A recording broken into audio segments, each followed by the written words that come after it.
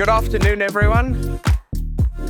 One of the feelings that I've had for a while, especially over the last year, maybe year and a half, is that the anarchy, the feeling that we are at the very edge, right, of this wild west in industry and technology and cryptography is being reduced, right? If you think about crypto today as opposed to just a year and a half ago, it's all about digital asset treasury companies on the stock market and ETFs and Wall Street analysts on, MSNBC giving their opinions about where Bitcoin and sometimes Ethereum and sometimes even Solana, their prices are going to go.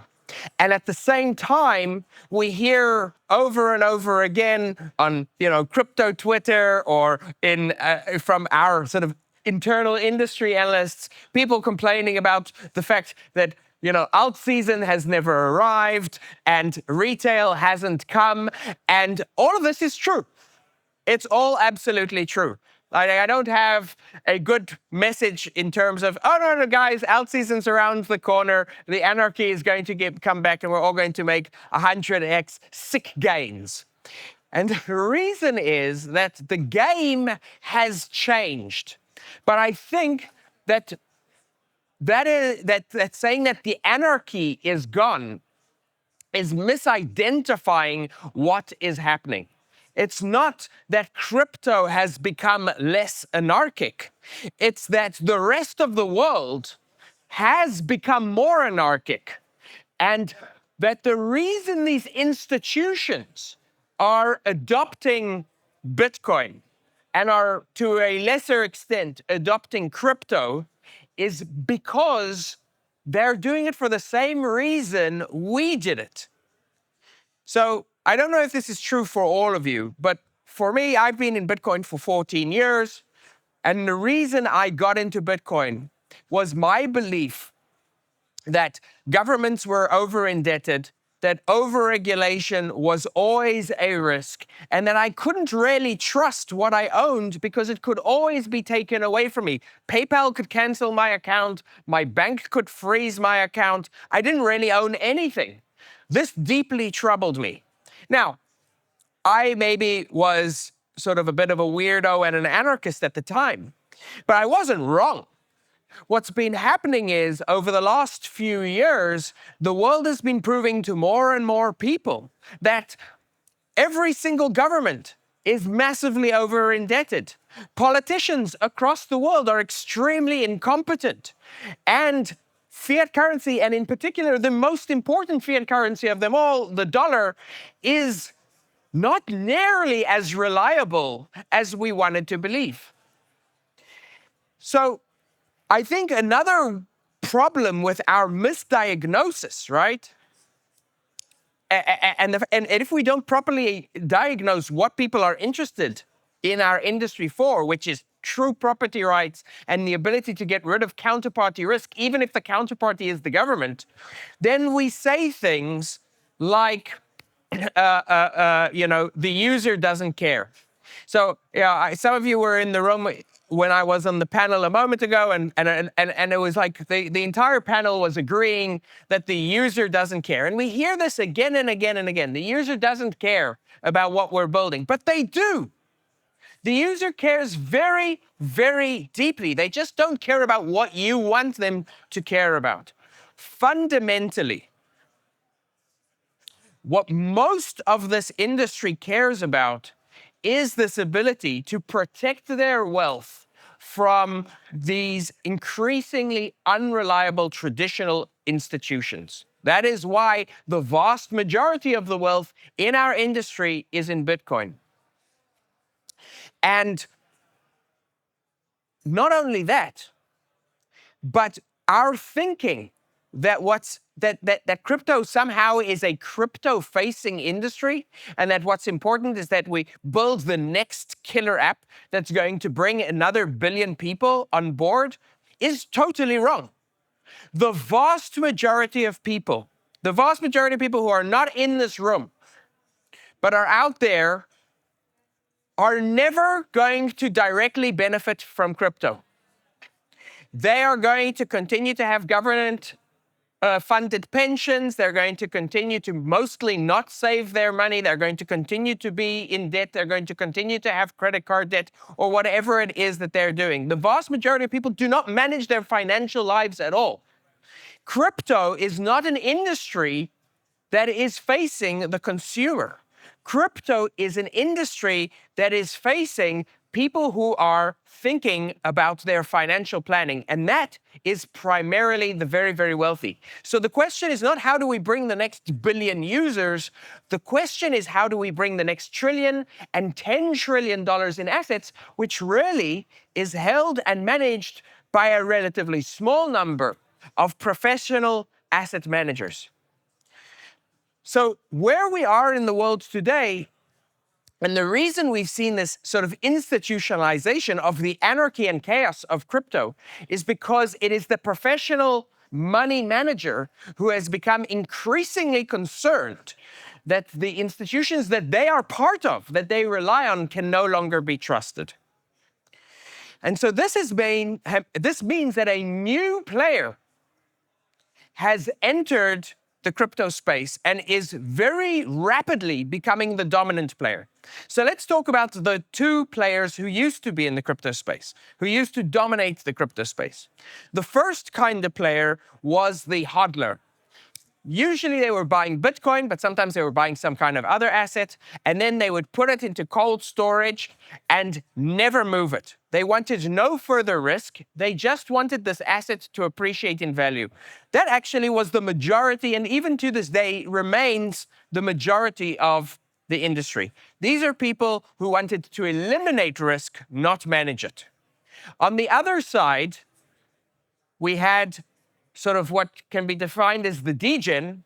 These were people who wanted not to manage risk, but to absorb it. They wanted as much risk as possible. You guys all know them. These were the people who downloaded an app, like Binance, and started utilizing it immediately. Their friends told them about some meme coin, and they went and immediately aped into it and invented an entire language to sort of glorify how absolutely insane everything that they were doing was, right? No risk management, but deep attraction to risk. The new player that has entered our space is completely different from these two. Unlike the hodler, the institutional money manager, the professional manager, does not believe in eliminating risk. They believe that risk is inevitable. What they want to do is be able to manage risk and eliminate specific risks. The specific risk that they are interested in eliminating is counterparty risk. They don't want their funds to be locked up or to lose value because of something that someone else does. And usually, the one that they're most concerned about right now is governments. But unlike the degen, they don't just want to absorb any risk. They want to take risks where they're able to manage those risks and identify those risks. So what we've been seeing is a massive inflow for this reason into BTC and also right now into gold as a mechanism where counterparty risk and geopolitical risk can be sanitized, can be eliminated. And I spend a great deal of time talking to hedge funds, family offices, the largest custodians in the space, trying to understand sort of where the influx and flow of funds is. And the message I get again and again and again is that these flows, these institutional flows, are 95% into Bitcoin, perhaps another 4% into Ethereum, and then 1% or so into everything else. Because the primary thing that they care about is sanitizing specific risks and then managing these risks. So now we've got this new and increasingly dominant player. Currently, they have between 2.5 million and 6 million BTC in their possession, depending on how you count it. So between $250 billion and $600 billion in the industry is currently held by this type of player. And as a result, they care deeply, just like we do, they've introduced a new desire. they're actually very interested in DeFi, but a new kind of DeFi, institutional DeFi. DeFi not focused on, sick gains and 20% or 60% or 1,000% yields, but on the ability to incrementally increase the value of what they hold or utilize their holdings as collateral. And the problem is that we as an industry right now are very barely in the early process of providing them the tools that they need. Now, because my interest, for whatever reason, was eliminating counterparty risk for my own personal portfolio, and a whole bunch of other Bitcoiners were thinking the same thing. For the last few years, we've been building out technologies to allow ourselves to begin to utilize BTC in sort of this conservative or institutional style DeFi without being institutions ourselves. And so the project that I'm part of, BitcoinOS, BOSS, we've built programmability into Bitcoin. We've done it very methodically. Last year, we demonstrated for the first time the ability to prove ZK proofs to the Bitcoin network. Then at the beginning of this year, we demonstrated that we could take any program, any computer program, and prove it as a ZK proof, which could be then proven to Bitcoin. And over the last few months, we've made rapid progress, introducing for the first time programmable tokens into Bitcoin, the first few million in programmable BTC, basically BTC wrapped in these ZK proofs. And we've also demonstrated the first smart contracts and chains integrating into Bitcoin, allowing for the first time institutions to begin to utilize BTC without counterparty risk. In other words, take on risk, utilize risk, but be able to manage it. So just over the last few weeks, we've seen the first inflow of a few $1 million worth of BTC into our system for this purpose. And the primary thing that institutions are currently using our system for is the ability to take their BTC, hold it in their wallet, doesn't move to any third party, it doesn't go to anyone else, but it can be utilized as collateral because it can be committed to someone else if, for example, the institution doesn't pay back a loan. So I can come, for the first time ever, I'm able to dedicate my BTC to you and say, I'm going to borrow from you against my BTC. And if I don't pay you back according to the rules of the smart contract we have written, you'll get my BTC. From here, what we're starting to see now is more sophisticated uses being built on BOSS.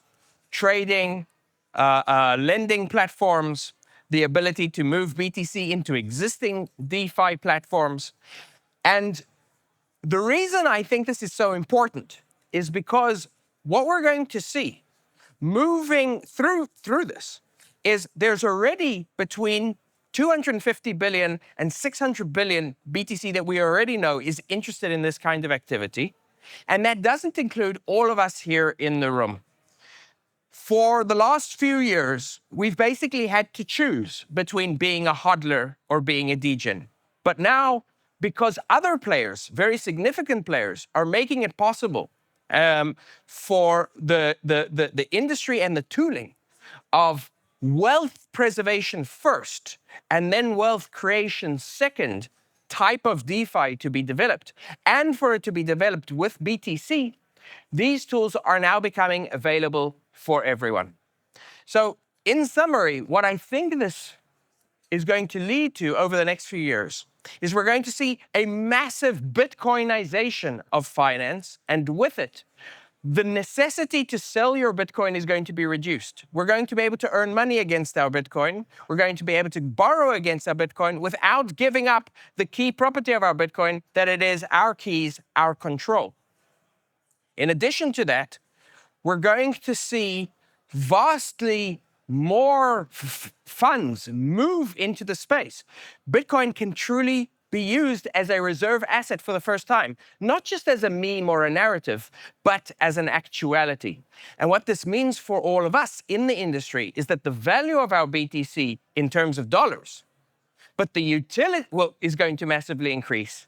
But the utility of our BTC as a technology for wealth preservation across years, decades, and generations is going to be enhanced. This is what I've been wanting to do. I've wanted, as my dream, to have my holding of Bitcoin be something which is never sold, but is passed down to my children, my grandchildren, and their children for generations. Generations of freedom. And that's what I hope for all of us. Generations of freedom. Thank you very much.